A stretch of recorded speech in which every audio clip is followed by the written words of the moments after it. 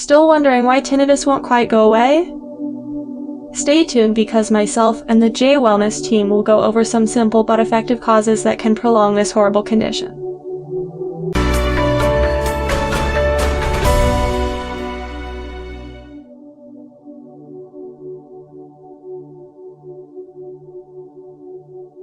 For some cases of tinnitus, the cause is merely the result of an accumulation of wax in the ears. Earwax, medically referred to as cerumen, is a substance that is produced by glands that lie within the ear. It serves an important purpose, as it protects the interior of the ear by catching any debris that floats in. Under normal circumstances, earwax is supposed to naturally push its way out of the ears, occasionally wiping down the outer portion of the ear with a damp cloth to remove the wax that has been pushed out is all that is really needed.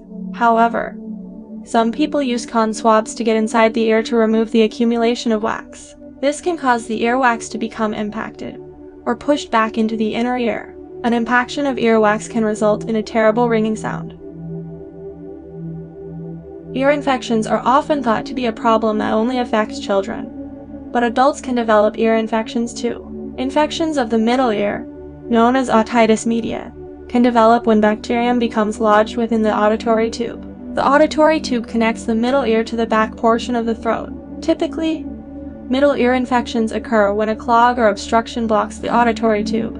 Usually this clog or obstruction is caused by mucus. Infections of the middle ear are often associated with ringing or buzzing sounds. In addition to tinnitus, symptoms that are often associated with otitis media include fever and pain in the affected ear and some degree of hearing loss and even vertigo. If you are experiencing tinnitus and several of the other aforementioned symptoms, it's likely you are suffering from an ear infection. Once it is treated, the symptoms typically resolve.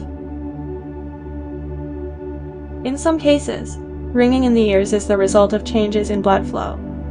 For example, anemia and high blood pressure are two conditions that are known to cause tinnitus. When blood flow causes ringing in the ears, the type of ringing or buzzing that occurs in the ears is referred to as pulsatile tinnitus, which sounds similar to a heartbeat, or whooshing in the ears that is followed by a rhythmic beat. Pulsatile tinnitus is rare, and though it's similar to other types of tinnitus in that a phantom sound is always present, it differs in that the noise is generated from within the body. The pulsating, whooshing sound may also be heard by others. For example, a doctor who is using a stethoscope might hear it. Because of the rhythmic, heartbeat-like sound it creates, it's also referred to as vascular or rhythmic tinnitus. In some cases, tinnitus may be caused by temporomandibular joint disorder. There are two temporomandibular joints or TMJ, located on either side of the jaw. The joint connects the jawbone to the skull, and disorders of this joint can result in the aforementioned condition known as TMD, though many people refer to it simply as TMJ. This joint serves as a hinge, allowing you to open and close your lower jaw. The bones that connect with the TMJ are coated with cartilage, which protects the joint, and are separated by a disc that absorbs shock. Disorders of the TMJ can occur for a number of reasons: erosion or misalignment of the shock-absorbing disc, arthritis, or bruxism, which is excessive tooth grinding. Whatever the cause, TMD can result in tinnitus. Autosclerosis is a condition that is marked by the unusual growth of bone that occurs around the stapes, one of the small bones that lie within the middle ear. As this bone hardens, it cannot freely move, which minimizes the proper transmission of sound. The result of this bone growth stops structures that are located within the inner ear from functioning correctly and prevents sound from being properly transmitted to the ear, which results in hearing loss. The less the bone can move, the more severe the hearing loss will be. The loss of hearing that is attributed with autosclerosis can lead to buzzing or roaring sound that's associated with tinnitus, as the brain picks up absent signals that are sent from the ear and turns them into humming or buzzing sounds. Other symptoms of autosclerosis can include difficulty hearing quiet or low sounds and increased hearing loss.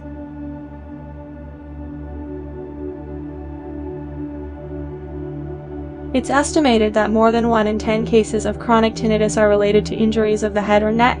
Unfortunately, the tinnitus that is associated with head and neck injuries tends to be more severe, and the symptoms are worse than other types and causes of tinnitus. Head and neck injuries can cause issues with the blood flow, the nerves, and the muscles of the ear, which can lead to the development of the perception of sound.